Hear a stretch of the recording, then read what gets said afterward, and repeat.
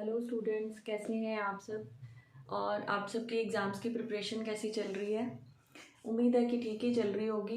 But अगर आप लोग हमारी बाइलिंगुअल बुक्स जो हैं वो फॉलो करते रहें, और अगर आप मेरे जितने भी ये वीडियो सीरीज़ जो बना रही हूँ मैं, लेक्चर्स जो आपके सब्जेक्ट्स के बना रही हूँ, अगर आप ये फॉलो करते रहेंगे तो उम्मीद है आपका विदिन 20 to 30 डेज़ आपका एक तो सिलेबस कंप्लीट हो जाएगा, और वो भी काफ़ी अच्छे तरीके से हो जाएगा, और आपके एग्ज़ाम्स की प्रिपरेशन भी अच्छी हो जाएगी। तो आज मैं आपके सामने एक सब्जेक्ट है आपका ह्यूमन एनाटमी एंड फिजियोलॉजी, उसका थोड़ा सा इंट्रोडक्शन देना चाहती हूँ कि उसमें हमें क्या पढ़ना होता है, किस तरीके से पढ़ना होता है, और बेसिकली इस सब्जेक्ट का मतलब क्या है। ठीक है, तो ये है HAP। सब्जेक्ट का नाम जो है वो है ह्यूमन एनाटमी एंड फिजियोलॉजी।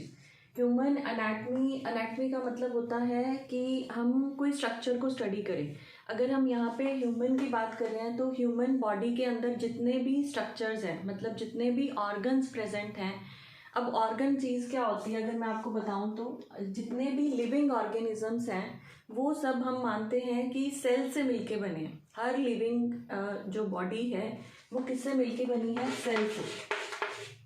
ठीक है, फिर ग्रुप ऑफ सेल्स जो होते हैं उसको हम बोलते हैं टिश्यू, और ग्रुप ऑफ टिश्यूज को हम बोलते हैं ऑर्गन, और ऑर्गन नंबर ऑफ ऑर्गन्स अगर मिल जाए तो वो बनाते हैं ऑर्गन सिस्टम, और ऑर्गन सिस्टम से बनती है ह्यूमन बॉडी। ये बेसिक है। और human anatomy and physiology, physiology का मतलब होता है working of organ system.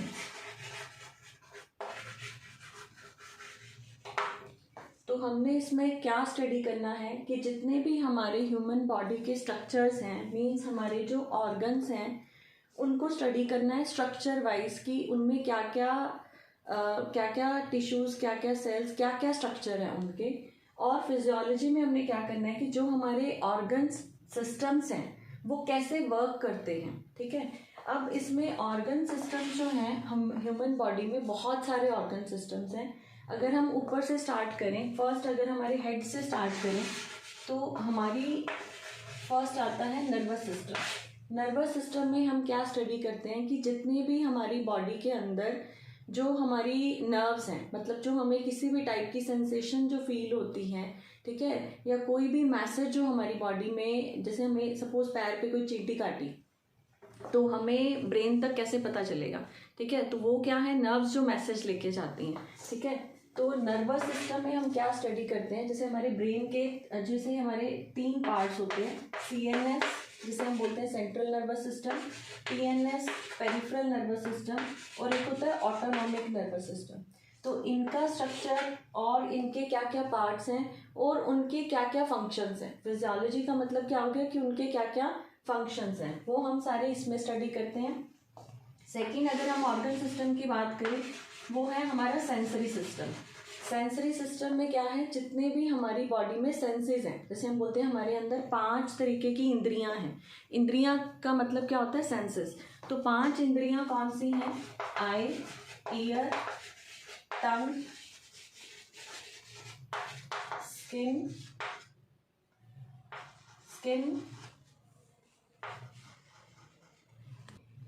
Skin और एक हमारा नोज। ये हमारी 5 सेंसेस हैं। जिन 5 सेंसेस का स्ट्रक्चर हमने स्टडी करना है, आई का स्ट्रक्चर क्या है, ईयर का, टंग का, स्किन का और नोज का, और ये किस तरीके से हम इनका फंक्शंस क्या है। जैसे आई जो है, आई का मेन काम क्या होता है, देखना।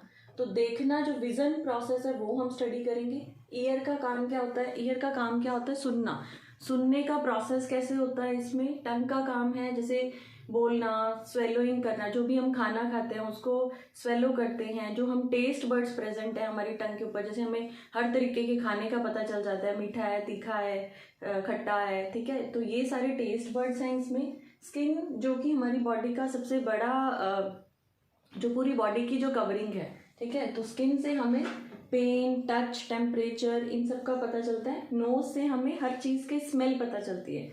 मान लो कहीं पे पिज़्ज़ा की स्मेल आ रही हो, कहीं पे कोई समोसे बन रहे हो, पकोड़े बन रहे हो, तो हमें कैसे पता चलता है? वो नोज से पता चलता है, ठीक है। तो इसमें हम स्मेल की स्टडी करते हैं, ठीक है।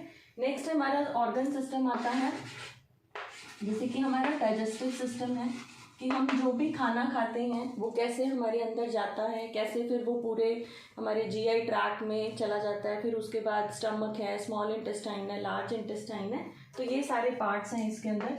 नेक्स्ट आता है इसमें digestive system, respiratory system. Respiration का मतलब है कि हम जो सांस लेते हैं, हम जैसे ऑक्सीजन ले रहे हैं और कार्बन डाइऑक्साइड छोड़ रहे हैं, तो ये हमें एक बड़ा सिंपल सा प्रोसेस लगता है और कई बार हमें फील भी नहीं आता, क्योंकि ये ऑटो प्रोसेस है। हम ना तो हम कह रहे हैं कि अब हम सांस ले रहे हैं और ना ही हम ये कह रहे हैं कि हम सांस छोड़ रहे हैं, ये हमारी बॉडी में एक ऑटो प्रोसेस है। तो ये कैसे, इसमें क्या क्या पार्ट्स हैं, ठीक है। जैसे हमने नोज से लिया, नॉस्ट्रिल से गया, फिर आगे जो हमारी विंड पाइप है, फिर ट्रैकिया में गया, फिर लंग्स में गया, फिर लंग्स में से ऑक्सीजन जो है ब्लड के साथ ऑक्सीजनेटेड ब्लड में कन्वर्ट हो गई, फिर कार्बन डाइऑक्साइड जो डीऑक्सीजनेटेड ब्लड लेके आया, तो वो पूरा हम इसमें स्टडी करते हैं, ठीक है। नेक्स्ट आता है इसमें हमारा एंडोक्राइन सिस्टम। एंडोक्राइन सिस्टम का मतलब क्या होता है? एंडोक्राइन सिस्टम में क्या आता है कि हमारी बॉडी में जितने भी जो ऑर्गन सिस्टम्स हैं उनको फंक्शनिंग करने के लिए कुछ मैसेंजर्स टाइप लगा लो आप, कुछ केमिकल्स होते हैं जिन्हें हम हॉर्मोन्स का नाम देते हैं। हमारी बॉडी में जगह जगह पे कुछ कुछ ऐसे एंडोक्राइन ग्लैंड्स प्रेजेंट हैं। ग्लैंड्स का मतलब क्या होता है हिंदी में, जैसे हम बोलते हैं ग्रंथियाँ। तो वो ग्रंथियाँ जो हैं या जो ग्लैंड्स हैं वो जैसे जैसे रिक्वायरमेंट होती है बॉडी में, वो रिलीज करते हैं केमिकल्स, और उन केमिकल्स को हम क्या बोलते हैं? हॉर्मोन्स। और उन हॉर्मोन्स को डिटेक्ट करते हैं हमारे ऑर्गन सिस्टम और उसके अकॉर्डिंगली वो वर्क करते हैं, ठीक है। तो इसमें हमने क्या स्टडी करना है कि कहाँ कहाँ पे हमारे ग्लैंड्स प्रेजेंट हैं और वो किस तरीके से मेनली हॉर्मोन्स को सिक्रीट करते हैं या इनहिबिट करते हैं, तो वो सारा इसके अंदर हमने स्टडी करना है, ठीक है। नेक्स्ट आता है हमारा मस्कुलर सिस्टम। मस्कुलर सिस्टम में क्या है कि जितने भी मसल फाइबर्स हैं, जितने भी हमारी मसल्स हैं, मेनली अगर हम कोई स्ट्रेंथ की अगर हम बात करते हैं तो हम कहते हैं कि मसल स्ट्रांग होने चाहिए, ठीक है। तो वो मस्कुलर सिस्टम में हम मसल फाइबर्स का एनाटमी पढ़ेंगे, स्ट्रक्चरल वाइज कैसे क्या क्या है उनमें और वो किस तरीके से काम करती हैं मसल्स, ठीक है। नेक्स्ट आता है स्केलेटल सिस्टम। स्केलेटल का मतलब क्या होता है? हमारा फ्रेमवर्क, हमारा जो किसी भी लिविंग ऑर्गेनिज्म का जो एक स्केलेटन होता है, एक फ्रेमवर्क होता है। जैसे हमें कहीं पर भी मान लो कोई डेड बॉडी मिले, किसी भी ऑर्गेनिज्म की मिले, कोई ह्यूमन बॉडी मिले, डेड ह्यूमन बॉडी मिले, या किसी एनिमल की हमें मिले, या कोई भी ऑर्गेनिज्म की मिले, तो वो हम कैसे पहचान सकते हैं कि ये ह्यूमन बॉडी है या ये एनिमल बॉडी है? तो वो क्या होता है? एक फ्रेमवर्क होता है, फ्रेमवर्क से हम उसको डिटेक्ट कर सकते हैं। तो वो फ्रेमवर्क में क्या आता है? हमारा स्केलेटल सिस्टम। फ्रेमवर्क कैसे बनता है? हमारे अंदर जितनी भी बोन्स प्रेजेंट है, तो बोन से क्या बनता है? हमारा फ्रेम बनता है। तो वो हम इसमें नंबर ऑफ बोन्स की स्टडी करते हैं, जिसे हम स्केलेटल सिस्टम में बोलते हैं। एक हमारे में ऑर्गन सिस्टम है रिप्रोडक्टिव सिस्टम। रिप्रोडक्टिव सिस्टम का मतलब है कि जो मेल और फीमेल को डिस्टिंग्विश करता है कि तो इसमें जितने भी मेल रिप्रोडक्टिव ऑर्गन्स हैं और जो फीमेल रिप्रोडक्टिव ऑर्गन्स हैं उन सब की स्टडी है इसके अंदर, ठीक है। नेक्स्ट सिस्टम जो हमारा आता है वो है यूरिनरी सिस्टम। यूरिनरी सिस्टम का क्या मतलब है? यूरिन से रिलेटेड है कि हमारे अंदर जो यूरिन फॉर्मेशन है वो कैसे हो रहा है, कैसे बॉडी में जितने भी एक्सक्रीशन जो प्रोसेस है, मान लो ड्रग्स जो हैं या एक्स्ट्रा जो इलेक्ट्रोलाइट्स हैं या जो एक्स्ट्रा वाटर है, तो वो कैसे होता है? वो होता है थ्रू द किडनी। तो किडनी यूरिन फॉर्मेशन कैसे करती है, ठीक है, तो वो हम इसमें सारी स्टडी करते हैं। ये सारे जितने भी ऑर्गन सिस्टम्स हैं या जो ह्यूमन एनाटमी एंड फिजियोलॉजी को हम स्टडी करेंगे, तो इसका क्या बेनिफिट है? हमें क्या बेनिफिट है इसका ये बेनिफिट है कि आगे जाके जब तक आपको ये सिस्टम क्लियर नहीं होंगे तब तक आप फार्माकोलॉजी नहीं पढ़ पाएंगे। ठीक है, बेसिकली फार्मेसी में है क्या, मेडिसिन की स्टडी है। मेडिसिन को हम तभी स्टडी कर पाएंगे जब हमें पता हो कि ये मेडिसिन कैसे वर्क करती है, कहाँ पे वर्क करती है, किस तरीके से वर्क करती है। तो वो हमें कैसे पता चलेगा, वो जब तक हम ये सारे ऑर्गन सिस्टम्स को स्टडी नहीं कर लेंगे तब तक हमें नहीं पता चलेगा कि कैसे मेडिसिन ने वर्क करना है, किस तरीके से, कहाँ पर पॉजिटिव इफेक्ट दे रहा है, कहाँ पर साइड इफेक्ट दे रहा है, कैसे इंटरैक्शंस हो रही हैं इसके साथ। तो उन सबको समझने के लिए सबसे पहले हमें क्या आना चाहिए, हमें ये सारे सिस्टम्स की नॉलेज होनी चाहिए।